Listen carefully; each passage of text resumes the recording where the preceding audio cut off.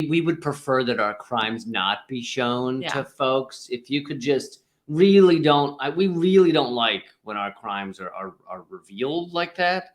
Very scary and important article, but I'm glad do not tell people how to plant rosemary. True. But let's get into it. Let's dig into it. I'm gonna let you lead on this. I guess it's easier that way since I wrote it. Since you wrote the article, rather than interview you. Who were you channeling when you wrote this article? So Eleanor, let me ask you, why an article? Yeah. Worst questions ever asked in interviews. FYI, if you ever interview someone, don't be like, so why a book? Why a movie? It's so literally I've at least 3 to 5 times I've had the opening question be, so why a book? I know people ask me about the movie. So why a movie? I'm like, so the people because I didn't feel like chiseling it into stone, you asshole. Okay. Oh, you have very nice little. I know. I have a new layout. I like it. Yeah. But you've so many things are new. Not to be fresh, but you've got to lean forward to stay in frame. Okay. Hi everyone. All right. Go ahead. Okay, so this is fucking horrifying. It's also kind of in line with where we're headed as a nation, towards the outright fascism that is always at the end of the neoliberalism trail. So, and this is actually the first case of its kind to find the defendants guilty of journalism, basically. Because what happened was that these 2 journalists in Asheville, who write for an alternative outlet there called the Asheville Blade, were arrested for being at an event, basically, where cops were trying to evict an unhoused encampment on Christmas, by the way. Jingle bells. And so these 2... They were arresting unhoused folks on Christmas. Yeah. That is the spirit of Christmas, if you're wondering. And so these two folks were arrested and continuously tried to identify themselves as press. Police totally ignored that. In fact, they arrested them because they were videotaping, and you can hear it on body cam footage. The cops go, let's arrest them because they're videotaping. By the way, it's totally legal in North Carolina to film the police. So even if they weren't journalists, which they still are, that would also still be legal. So they arrest them for being journalists and for covering this. They continuously say, we're journalists, we have a right to be here, even though it's, past curfew at this public park, which, by the way, public parks shouldn't have curfews, but that's a thing that happens these days to keep people from sleeping there. I know. I love the idea of this space is for everyone. Yeah. For 2 more minutes, get the fuck out of here. What do you get out? So basically, they continuously try to let folks know, including the magistrate who has the job of booking people once police bring them in. Hey, we're press. Completely disregards that. Through every step of the legal process, their status as journalists was basically found wanting. And at this point... Their status as journalists was found wanting. Yeah. And by the way, if folks are wondering, in the United States, you don't actually have to ever prove that you don't have to have a press pass.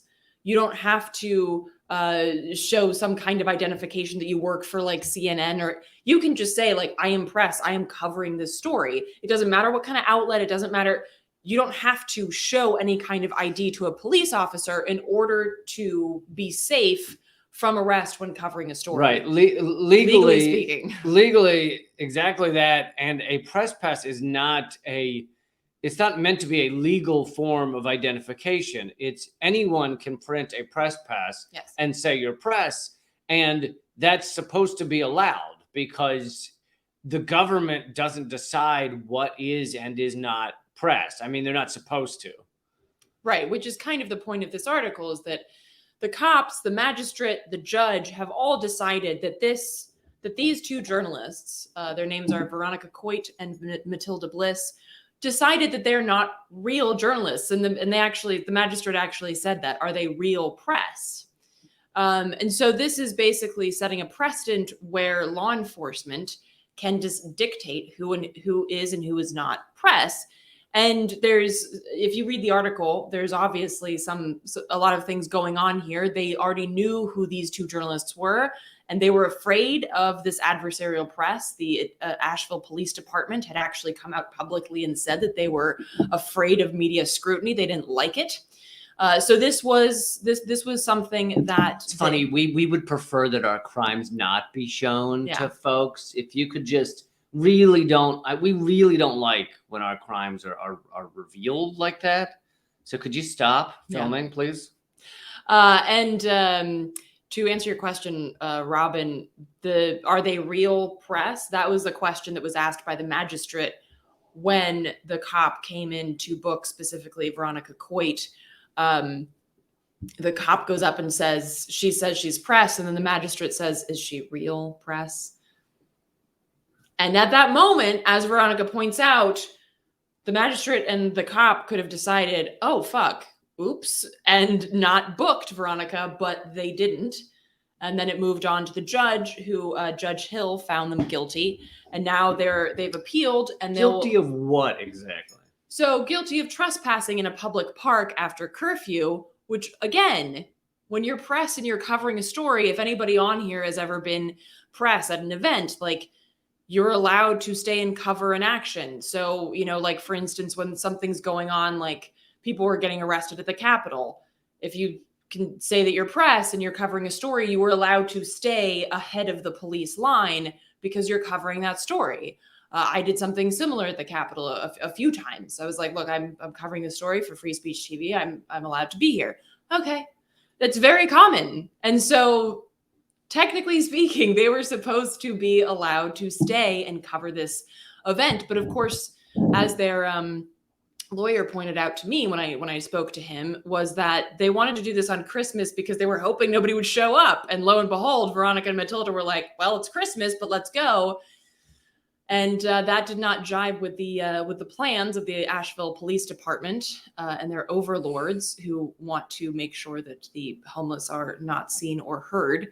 And so this is a very terrifying precedent that has been set. And so I wrote an article about it. There was also a link in the article to the interview that I had with both Matilda Bliss and Veronica Coit on Project Censored that you can listen to as well.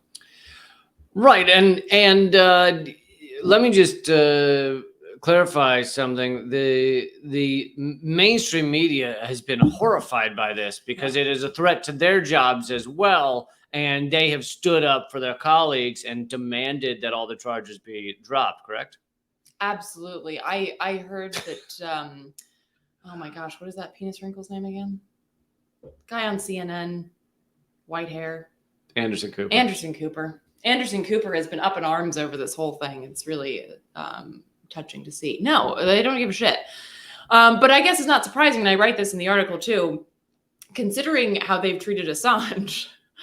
If someone of Assange's status can't get a mention, then us lesser beings, us lesser journalists, have really no hope of finding solidarity within the confines of corporate media.